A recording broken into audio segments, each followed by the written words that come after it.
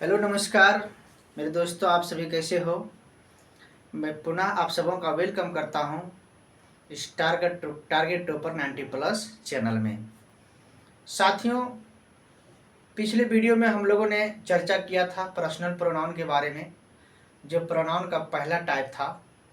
आज हम लोग चर्चा करने जा रहे हैं प्रोनाउन का दूसरा टाइप।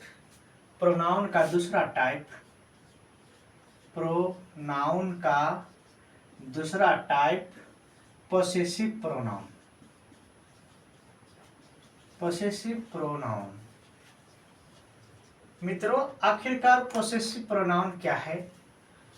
कम शब्दों में हम लोग इसको बेहतर तरीके से समझने का प्रयास करेंगे। पोसेसिव वर्ड से पता चलता है कि इसमें कोई अधिकार होना चाहिए। सेंटेंस में जो है अधिकार शब्द आना चाहिए। अब क्या है अधिकार? सबसे पहले हम लोग इसका डिफिनेशन की ओर जाएंगे। छोटा सा डिफिनेशन हम लोग लेंगे। क्या डिफिनेशन लेंगे कि पोसेसिव प्रोनाउन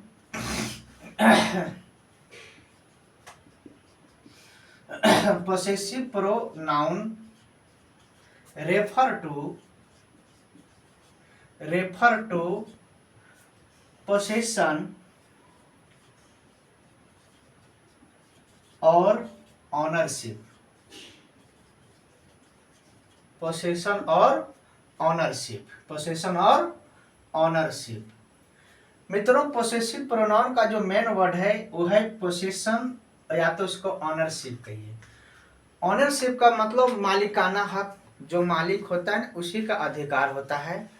और पोसेशन का मतलब भी अधिकार ही होता है। जैसे कहने का मतलब है कि अगर कोई किताब है तो हम लोग कहते हैं कि दिस बुक इज माइन।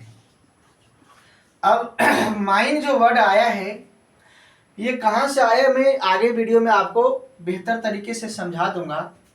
यहाँ पे दिस भी मेरा प्रोनाउन है, लेकिन ये पोसेसिव नहीं है। यहाँ पे मेरा माइन जो वर्ड आया है, इससे पता चलता है कि ये किताब पे मेरा अधिकार है ना। तो दिस बुक इज माइन, यह किताब मेरी है, अर्थात इस किताब पे मेरी अधिकार है। तो माइन जो यहाँ पे वर्ड है ये मेरा पोसेसिव प्रोनाउन है। ये कौन सा प्रोनाउन है? तो पोसेसिव प्रोनाउन है ना। जैसे दूसरा अगर हम लोग एग्जांपल लें, जैसे दैट हाउस इज योर्स। मित्रों, यह घर तुम्हारा है। ये जैसे योर्स शब्द आया, ये वर्ड आया, ये डायरेक्टली क्लियर कर देता है कि इस घर पे जो है ना, वो घर पे मेरा अधिकार है। अर्थात दैट हाउस इज योर्स, यह घर तुम्हारा है, उस पर तुम्हारा अधिकार है। तो ये योर्स जो मेरा हो जाएगा ये पोसेसिव प्रोनाउन हो जाएगा। कौन सा प्रोनाउन हो जाएगा? पोसेसिव प्रोनाउन हो जाएगा, है ना। जैसे हम लोग ले सकते हैं कि दिस बिग गार्डन है ना इज माइन, है ना। ये बड़ा सा गार्डन जो है ना भाई वो मेरा है। यहाँ वन सेकेंड जो है ना माइन वर्ड आ गया है, तो इससे पता चलता है कि ये पोसेसिव प्रोनाउन है। अगर मैं बात करूं कि है ना दिस साड़ी इज हर्स, है ना, यह साड़ी उसकी है। जैसे हर्ष शब्द हमने प्रयोग किया, इसे पता चला इस साड़ी पे अधिकार उसकी है। तो आप अपना माइंड में सीधा सीधा एक सेटअप बैठा लो कि mine, yours, hers, his, its, theirs, इस तरह का वर्ड जिस सेंटेंस में आ जाए और आपको प्रोनाउन सेलेक्ट करने की बारी आवे, तो आप इसको पोसेसिव प्रोनाउन के अंतर्गत में लेना। मित्रों, एक बार मैं पुनः इसको बारीकी से समझा देता हूं कि पोसेसिव प्रोनाउन वो प्रोनाउन होता है जिस प्रोनाउन में अधिकार महसूस होता है, ऑनरशिप महसूस होता है।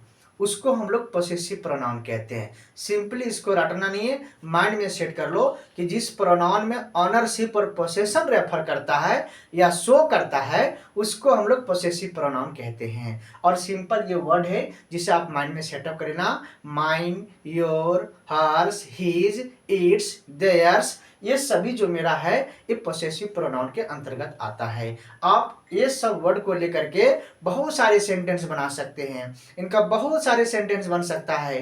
तो आप इसको कंसेप्ट के आधार पर माइंड में सेटअप कर लें और विशेष करके इसको आप समझने का प्रयास करें। धन्यवाद। पोसेसिव प्रोनाउन के बारे में आज मैं इतने ही रखता हूँ। Thank you.